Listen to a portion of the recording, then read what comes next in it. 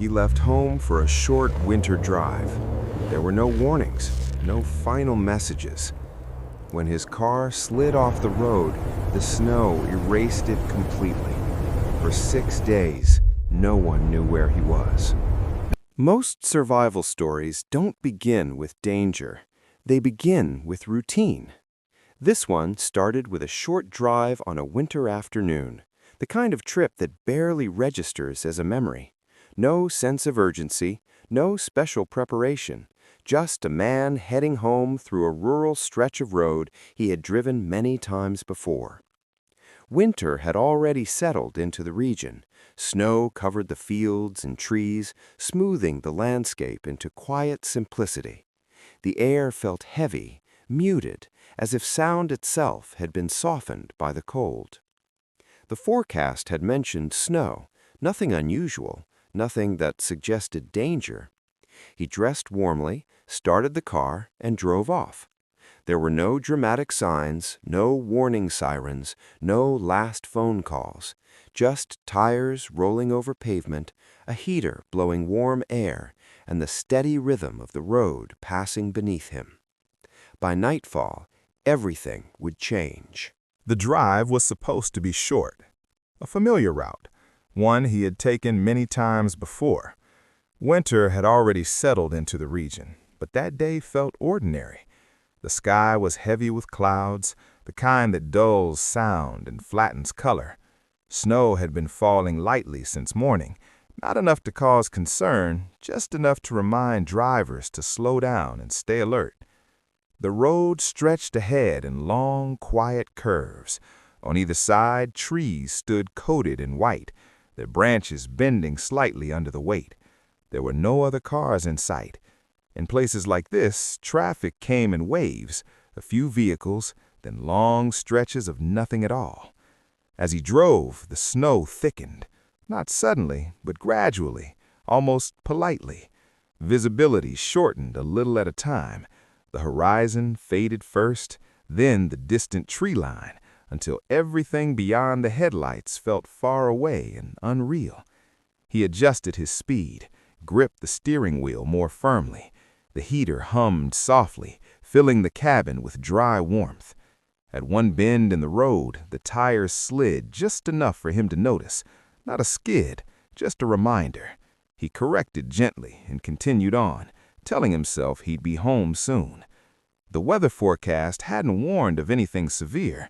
No blizzard alerts, no road closures, just another winter drive. But storms don't always arrive loudly. Wind picked up. Snow began to move sideways now, streaking across the windshield in pale lines. The sound changed, no longer a soft tapping, but a steady hiss. The road markings became harder to see, faint gray lines fading into white. He slowed again. The world outside the car narrowed. Headlights reflected back off the falling snow, creating a tunnel effect. Everything beyond that tunnel disappeared. Then came the moment. A slight curve, a patch of ice hidden beneath fresh powder. The steering wheel felt suddenly loose in his hands. The car drifted. Not violently, not dramatically, just enough. The front tires lost their grip first. He tried to correct, but the response came too late. The vehicle slid sideways, the motion smooth and quiet, as if the road had simply let go. The guardrail never appeared. Instead, the car slipped off the edge of the roadway and down into a shallow ditch, cushioned by snow and trees. The impact was dull, muted, almost gentle. And then, nothing. The engine stalled. Snow fell. The world went silent.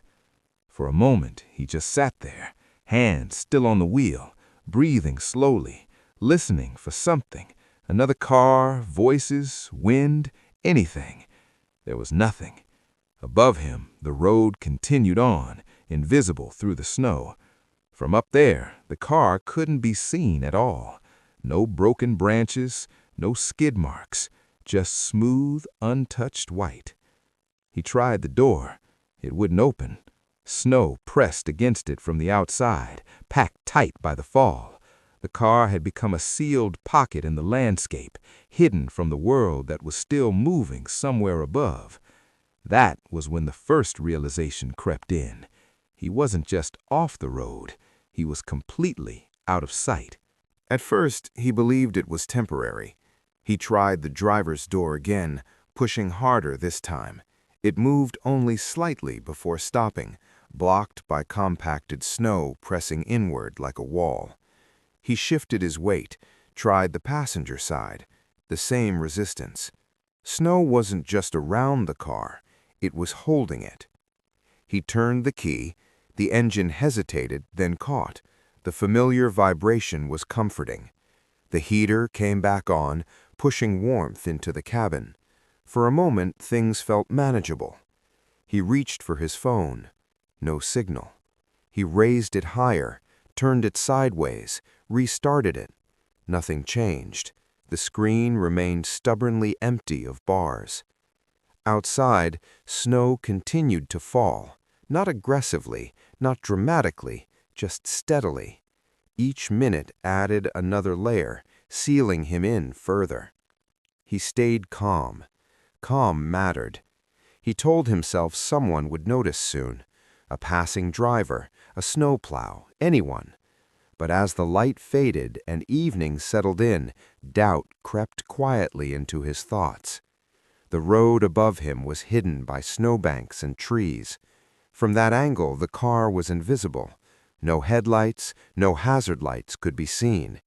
He wasn't stuck on the road. He was erased from it. Night brought a different kind of cold.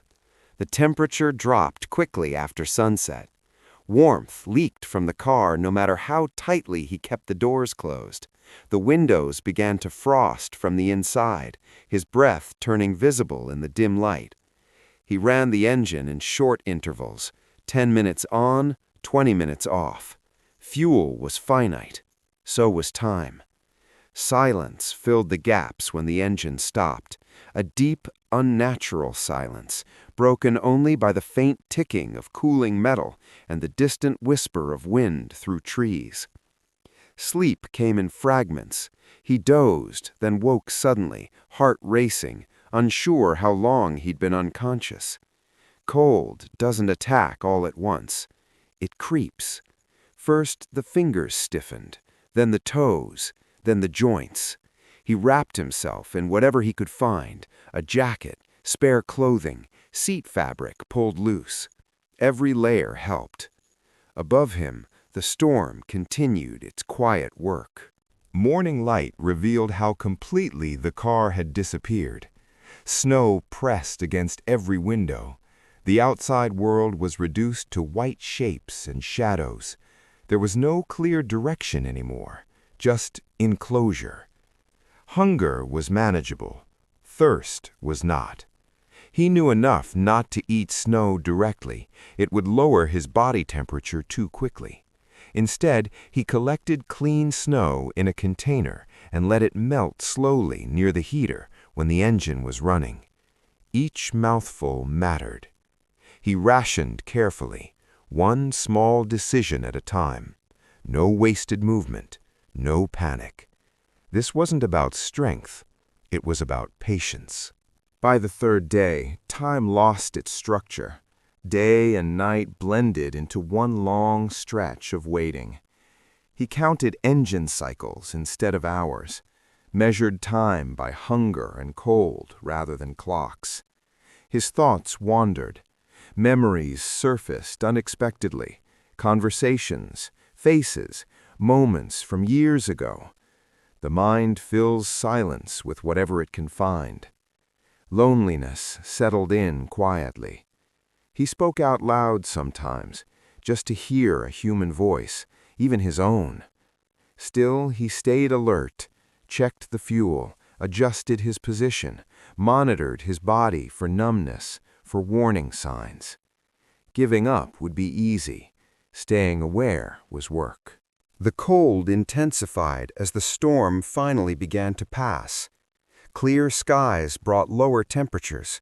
Without cloud cover, heat vanished faster. He reduced engine use even further. Sleep became difficult. Shivering returned. Muscles ached. Fatigue pressed down on him like weight. And yet, he endured. Not because he felt strong, but because he believed rescue was still possible.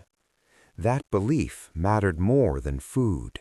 On the sixth day, a small detail caught someone's attention. A utility worker noticed an irregular shape beneath the snow near the roadside, something that didn't belong. They stopped, looked closer. A buried vehicle. Digging began, calls were made, help arrived. When the door finally opened, cold air rushed in, followed by voices. Human voices. He had survived. Survival isn't loud. It's quiet decisions made again and again. He stayed with the vehicle. He conserved resources. He controlled fear. And because of that, he lived.